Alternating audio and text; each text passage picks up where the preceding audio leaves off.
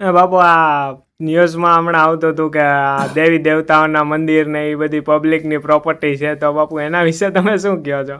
જો હું તો ખાસ કરીને સમસ્ત સનાતનીઓને અને સાધુ સંતોને જાગૃત કરવા માગું છું. મેં 2-3 દિવસ પહેલાં સમાચાર જોયા, એમાં એવું જાહેર છું કે આશ્રમ મંદિર આ જાહેર જનતાની પ્રોપર્ટી છે, તો સાધુ સંતો શું કરશે? સાધુને આંખ કેદી ઉઘડશે હું એમ કહું. અને મંદિરોને જ આ સરકાર ટાર્ગેટ કેમ કરે, સાધુને ટાર્ગેટ કેમ કરે? હું કોઈનો વિરોધ કરવા તો નથી માગતો, પણ મંદિરો ઉપર ગવર્મેન્ટ જો આવી જાહેરાત કરતા હોય તો ચર્ચ ઉપર, ગુરુદ્વારા ઉપર, મસ્જિદો ઉપર, ઈદગાહો ઉપર આ નિયમ બધાને લાગુ પડવો જોઈએ. બરોબર. ખાલી સાધુ સંતો ઉપર કેમ? અને અત્યારે આપણે જોઈએ છીએ હાલના તબક્કામાં છેલ્લા ઘણા સમયથી હું જોતો આવું કે બીજા ઘણા ધર્મોવાળા સનાતન ઉપર આક્રમણ કરે છે, તો સરકાર આ વિષયમાંથી એક્શન કેમ નથી લેતી? ને સાધુઓની બુદ્ધિ ક્યાં ગઈ બધાયની? મોટા મોટા પદાધિકારીઓ જે બેઠા રાજકારણવાળાને પડખામાં ઘડીને, એની કેમ કોઈને આંખ નથી ઉઘડતી?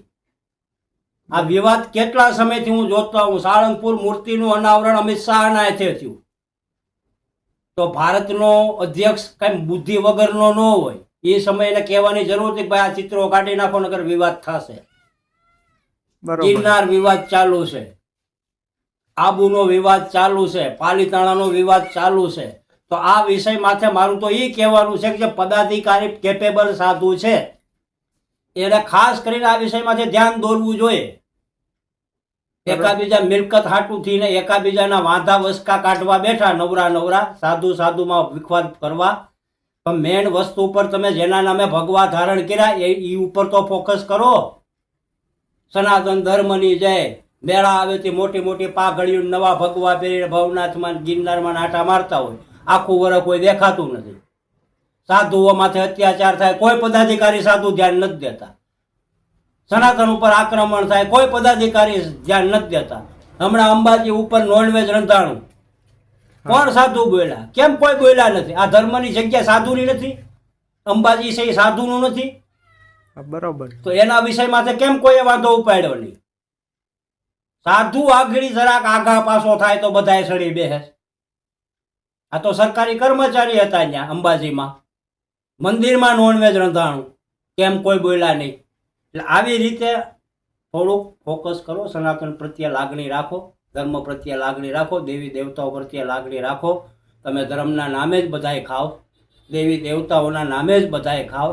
આવા ક્યાંક સમાચાર આવતા હોય કે આવા મેસેજ આવતો હોય ફલાણી જગ્યાએ સાધુને કોઈ હેરાન કરે તો 50 સાધુ ત્યાં જઈને બેહો.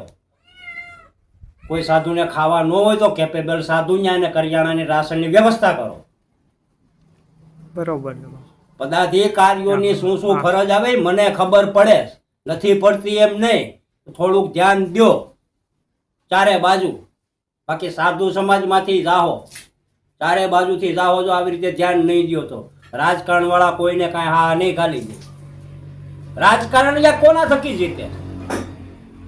હું ચૂંટણીમાં દોડેલો છે, મને ખબર છે ચૂંટણી સમયે સાધુની આમ પહેલી જ લાઈન હોય સ્ટેજની સામે, પછી તો કોઈ ભાવ પૂછતા નથી.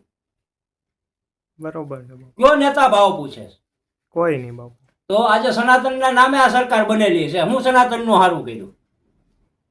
એક તો બતાવો કે સનાતનનું આ સરકારે સારું શું કર્યું? જોકે એકેય સરકારે સારું નથી કર્યું. હું કોઈ સરકારને માનતોય નથી. હું ઘણા રાજકારણી અમારી પાસે મુલાકાત લેવા આવે તો એને ચોખ્ખું કહું, ભાઈ ભાજપ કોંગ્રેસને આપણે આ બધું હટાવો. ડાયરેક્ટ ધર્મ સત્તાને નિશાન ભગવો ઝંડો 2 પૂંછડી વાળો અને પ્રધાનમંત્રી યોગી આદિત્યનાથ. બરોબર. જા વિજય થાણાપતિ તામિલનાડુના મુખ્યમંત્રી બન્યા, અત્યારે આખા દેશમાં એનો ડંકો વાગે. માણા હારો છે તો એને હારો કેવો પડે? કેમ?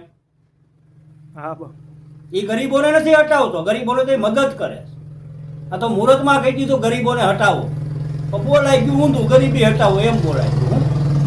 બરોબર. હા, મારે હમણાં એક ફોન આવ્યો હતો, બાપુ આમાં આમ થાય ને તેમ થાય. ભાઈ જે થાય યો નો ડાઉટ, મરવાનું એક જ વાર છે, મને ખબર જ છે.